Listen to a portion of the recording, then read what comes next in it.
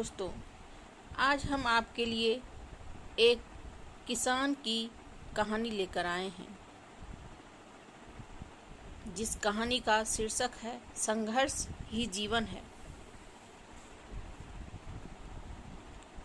दोस्तों, कहानी अच्छी लगे तो लाइक और सब्सक्राइब जरूर करें। जो मुस्कुरा रहा है उसे दर्द ने पाला होगा, जो चल रहा है उसके पाँव में छाला होगा।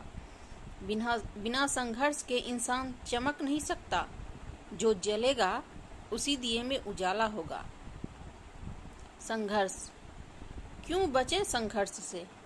संघर्ष ही तो जीवन की आत्मा है। जिसका कठिन संघर्ष होगा उतनी ही शानदार जीत होगी। एक बार एक किसान भगवान से बहुत ही नाराज हो गया। किसान बहुत मेहनती था।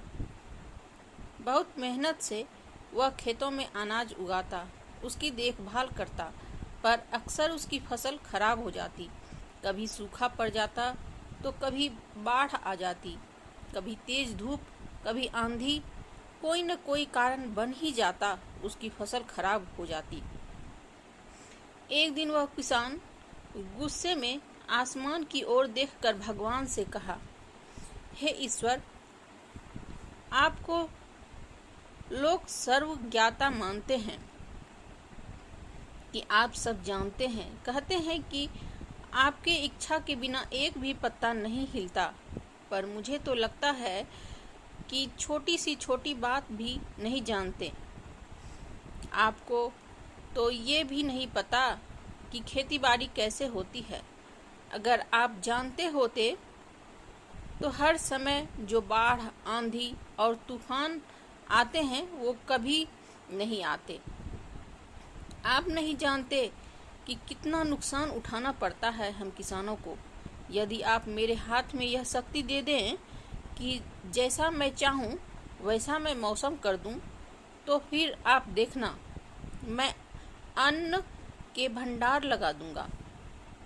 भगवान इस किसान के तीखे वाक्य सुनकर मुस्कुरा रहे थे और किसान के सामने प्रकट होकर बोले, मैं आज से तुम्हें यह शक्ति देता हूँ कि तुम अपनी खेतों पर तुम्हारी जैसी इच्छा हो तुम वैसा मौसम कर दोगे। मैं बिल्कुल भी दखल नहीं दूंगा, तुम्हारी इच्छा से सब कुछ होगा। किसान बहुत खुश हुआ। किसान ने गेहूं की फसल अपने खेत में बोई। जब उसे लगा कि खेतों को धूप चाहिए तो खेतों को धूप मिले, जब पानी बरसना चाहिए तभी पानी बरसा। आंधी, तूफान, बाढ़ कुछ भी उसने अपने खेतों पर आने नहीं दिया। किसान के खेत में इस वर्ष ऐसी फसल हुई जैसी कभी नहीं हुई थी। हरी भरी लहलहाती फसल। मन ही मन वह बहुत खुश हो गया और सोचने लगा, अब सबूत के साथ दिखाऊंगा भगवान को कि इसे कहते हैं शक्ति का सही उपयोग। मेरी सफलता देखकर उन्हें अपनी नियम जरूर बदलने पड़ेंगे। कुछ दिन गुजरे, फसल कटने को तैयार हो गए। किसान बहुत उत्सुकता के साथ फसल को काटने लगा, पर जैसे ही उसकी नज़र गेहूं की बालियों पर गया तो उसने अपना सिर पीट लिया और रोने चिल्लाने लगा। गेहूं की एक भी बाली के अंदर गेहूं का दाना नहीं था। सारी बालियां अंदर से खाली थी। किसान बहुत दुखी हो गया। उसने भगवान को रोते हुए पुकारा, हे प्रभु, तुमने ये मेरे साथ क्या किया? क्या तुमने मुझे कोई सजा दी? भगवान बोले, पुत्र, ये तो होना ही था। तुमने पौधों को संघर्ष करने का मौका ही नहीं दिया। न तो तुमने उन्हें आंधियों से जूझने दिया, न तेज बारिश से सहने दिया, और न ही धूप में तपने दिया। एक भी चुनौती का सामना तुमने उन्हें नहीं करने दिया। इसलिए सारे पौधे अंदर से खोखले रह गए। जब आंधी, तूफान, तेज बारिश और धूप पड़ती है तभी ये पौधा अपने अस्तित्व को बचाने के लिए संघर्ष करते हैं। इसी संघर्ष से एक बल पैदा होता है जिसमें शक्ति होती है, ऊर्जा होती है, और यही ऊर्जा पूर्ति तेरे गेहूं के दानों की तरह जो नहीं फूटी, तूने उन्हें कठिन परिस्थितियों से गुजरने ही नहीं दिया जहां उनके अस्तित्व का जन्म होता। सारे बालियां इसलिए खाली हैं, इसमें एक भी गेहूं का दाना इसलिए नहीं है क्योंकि तुमने अपने पौधों को संघर्ष कराया ही नहीं।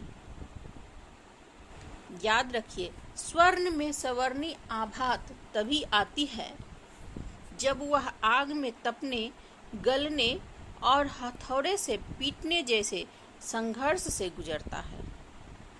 कोयले का टुकड़ा हीरा तभी बनता है जब वह उच्च दाव और उच्च ताप की मुश्किल परिस्थितियों से गुजरता है। इसी तरह यदि हमारी जिंदगी में कोई संघर्ष ही न हो, कोई चुनौती ही न हो, तो हम भी गेहूं की बालियों की तरह खोखले रह जाएंगे। कोई अस्तित्व नहीं होगा हमारा।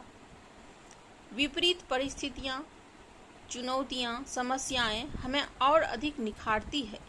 यदि जीवन में कठिन परिस्थितियां और चुनौतियां आए तो घबराना मत, बल्कि सामना करना, विश्वास करना कि आप और अधिक निखर जाओगे और अधिक मजबूत बन जाओगे। किसी ने कितना सही कहा है, जिंदगी जीना आसान नहीं होता, बिना संघर्ष कोई महान नहीं होता। जब तक न पड़े हथौड़े की चोट, तब तक पत्थर भी भगवान नहीं होता। धन्यवाद दोस्तों। तो आपको हमारी कहानी कैसी लगी, कमेंट कर जरूर बताएं।